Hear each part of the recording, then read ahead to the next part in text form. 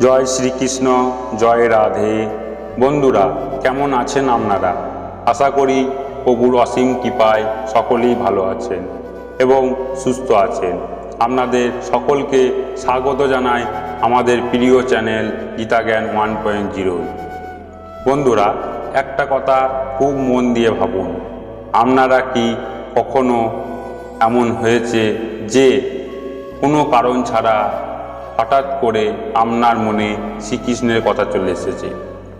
কখনো গভীর রাতে, কখনো একা বসে থাকার সময়, কখনো জীবনে চরম দুঃখের সময় আপনার মনে হঠাৎ করে যেন সব কিছু ছেড়ে সেই নীলমাধবের দিকে ছুটে যায়। এটা কি কাকতালীয়? না বন্ধুরা, এটা কোনো সাধারণ বিষয় নয়। এটা আপনার আত্মার গভীর থেকে উঠে আসা এক ডাক। এটা সেই চিরন্তর সম্পর্কের স্মরণ যা আপনার আর পরমাত্মার মধ্যে যুগে যুগে ধরে বিদ্যমান। আজকের এই ভিডিওতে আমরা জানব কেন বারবার আপনার মন কৃষ্ণের চিন্তা আসে, এর পেছনে লুকিয়ে থাকা গভীর আধ্যাত্মিক কারণ এবং কিভাবে এই চিন্তা আপনার জীবনকে সম্পূর্ণ বদলে দিতে পারে। তাই ভিডিওটি একদম শেষ পর্যন্ত দেখবেন। শুরু করার আগে একটি ছোট্ট অনুরোধ, যদি আপনি আমাদের এই চ্যানেল গীতা জ্ঞান 1.0 নতুন হয়ে থাকেন তাহলে অবশ্যই ভিডিওটি লাইক করুন, শেয়ার এবং সাবস্ক্রাইব করুন। আমাদের সাথে যুক্ত থাকুন। আপনাদের এই ভালোবাসা আমাদের শক্তি। অধ্যায় প্রথমে, কেন বারবার কৃষ্ণের কথা মনে পড়ে?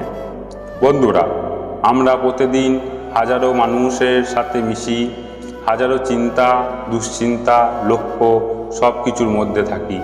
তবুও কেন আপনার মনে বারবার একই জায়গায় গিয়ে থামে? এর পেছনে রয়েছে কিছু গভীর কারণ। প্রথম কারণ, আত্মা চিরন্তন টান। যেমন লোহা চৌম্বকের দিকে আকৃষ্ট হয়, ঠিক তেমনি আমাদের আত্মা আকৃষ্ট হয় পরমাত্মার দিকে। কৃষ্ণের শব্দের অর্থ হল যিনি সকলকে নিজের দিকে আকর্ষণ করেন। আপনার মনে যদি তার চিন্তা আসে তাহলে বুঝবেন আপনার হৃদয় ধীরে ধীরে পরিশুদ্ধ হয়েছে। যখন মনে পাপ, অহংকার, হিংসা থেকে মুক্তি হতে শুরু করে, তখন সেই পবিত্র আত্মা তার আসল উৎসর দিকে ফিরতে চায়। এটা কল্পনা নয়, এটা আপনার আত্মার বাস্তব যাত্রা। দ্বিতীয় কারণ, জাগতিক জীবনে অসারতা উপলব্ধি।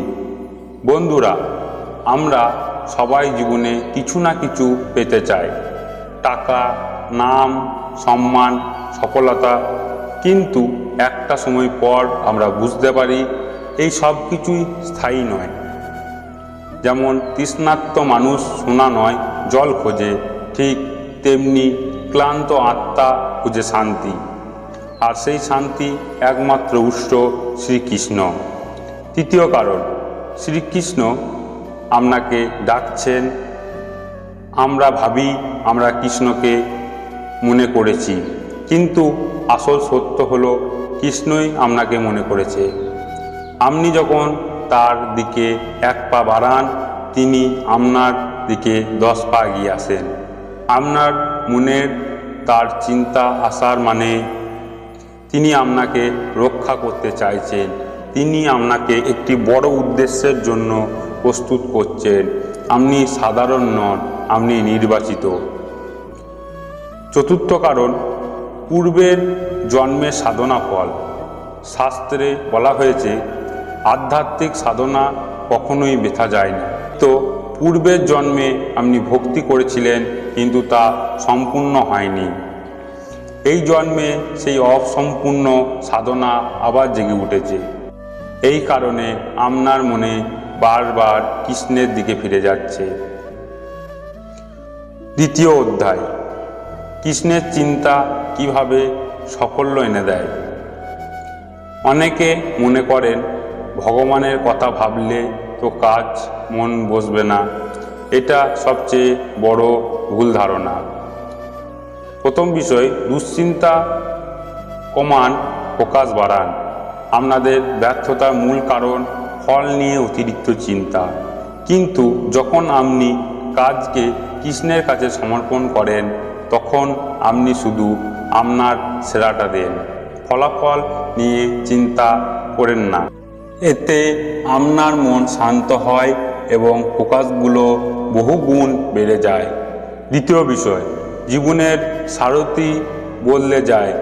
অর্জুন একা যুদ্ধ জিততে পারেননি, কিন্তু যখন কৃষ্ণ তার সারথি হলেন তখন তিনি জয়ী হলেন।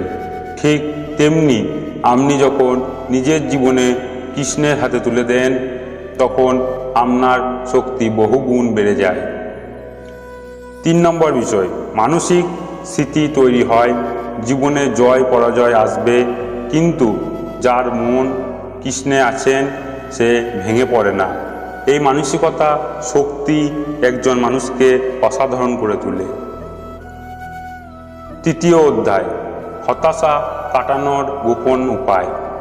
বন্ধুরা, আপনি কি কখনো ভেঙে পড়েছেন, মনে হয়েছে সব শেষ? তাহলে এই অংশটা আপনার জন্য। প্রথম উপায়, নিজের প্রতিক্রিয়া নিয়ন্ত্রণ করুন। পরিস্থিতি আপনার হাতে নেই, কিন্তু প্রতিক্রিয়া আপনার হাতে। কৃষ্ণ কখনোই দুঃখের মাঝেও ভেঙে পড়েনি, কারণ তিনি জানতেন সবই সাময়িক। দ্বিতীয় উপায়, সময়ের সত্য বুঝুন। আজকের দুঃখ চিরস্থায়ী নয়। যেমন রাতের পর দিন আসে, ঠিক তেমনি খারাপ সময়ও চলে যায়। তৃতীয় উপায়, সমর্পণ করুন। সব কিছুই নিজে করতে যাবেন না, মনে মনে বলুন, হে কৃষ্ণ, আমি আমার সেরাটা দেব, বাকিটা তোমার। এই একটি চিন্তায় আপনার জীবন বদলে দেবে। চতুর্থ অধ্যায়, মনে কোলাহল থাকে, মুক্তি। বন্ধুরা, আজকে সবচেয়ে বড় সমস্যা মনের অশান্তি। প্রথম উপায়, মনকে বন্ধু বানান। আপনি আপনার মন নন, আপনি সেই আত্মা যা কৃষ্ণের অংশ। দ্বিতীয় উপায়, অভ্যাস ও বৈরাগ্য। প্রতিদিন 10 মিনিট কৃষ্ণ নাম স্মরণ করুন, দেখবেন মন শান্ত হয়ে যাবে। তৃতীয় উপায়, বর্তমানকে বাঁচুন, অতীত বা ভবিষ্যৎ নয়। বর্তমান বাঁচুন, কৃষ্ণের বাঁশির সুরে আমাদের সেটা শেখায়। চতুর্থ উপায়, নাম জপ করুন। কৃষ্ণের নাম নিজে এক শক্তি। যখন মন অশান্ত হবে, শুধু কৃষ্ণ বলুন, দেখবেন সব শান্ত হয়ে যাবে। বন্ধুরা, আপনার মনে কৃষ্ণের চিন্তা আসা কোনো কাকতালীয় বিষয় নয়, এটি একটি সংকেত। আপনি বদলাতে চেয়েছেন, আপনি জাগতে চেয়েছেন। আজ থেকে একটি কথা মনে রাখবেন, আপনি একা নন। আপনার প্রতিটি পদক্ষেপে, প্রতিটি শ্বাসে, প্রতিটি চিন্তায় শ্রীকৃষ্ণ আপনার সাথে আছেন। যখন সমস্যা আসবে, বলবেন, হে কৃষ্ণ, এটা আমার যুদ্ধ নয়, এটা তোমার যুদ্ধ। দেখবেন আপনার ভয় উধাও হয়ে যাবে। যদি এই ভিডিও আপনার মনে সামান্য শক্তি দেয়, তাহলে কমেন্টে লিখুন, জয় শ্রীকৃষ্ণ, রাধে রাধে। আপনার এই একটি কমেন্ট আরও হাজার মানুষের জীবন বদলে দিতে পারে। ধন্যবাদ বন্ধুরা, আবার দেখা হবে পরবর্তী ভিডিওতে গীতা জ্ঞান 1.0 সাথে। জয় শ্রীকৃষ্ণ, জয় রাধে।